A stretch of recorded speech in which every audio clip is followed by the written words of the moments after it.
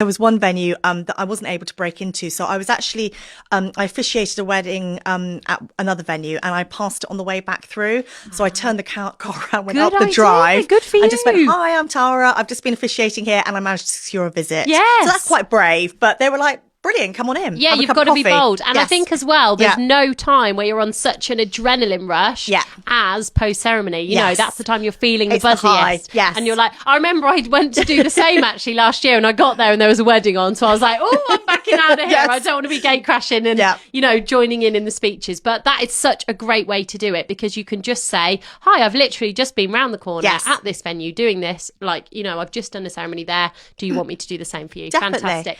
And I also think as well, of course, it does mainly work that way where venues will recommend you.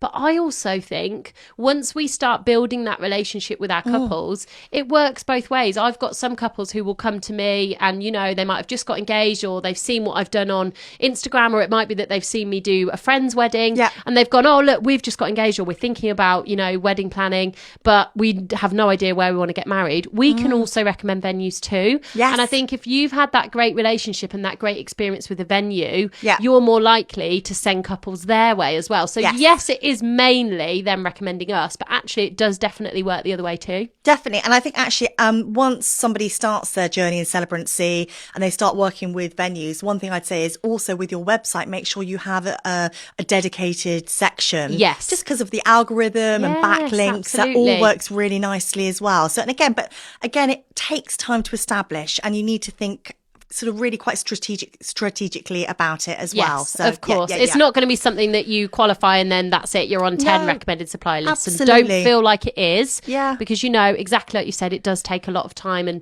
you know, nurturing these relationships. And give yourself time with it as well. And I think I talked about this with somebody yesterday, actually, a student that was doing a live ceremony with me yesterday afternoon. She was saying, you know, what do you think about wedding fairs? And I said, well, actually, I think they're really quite important.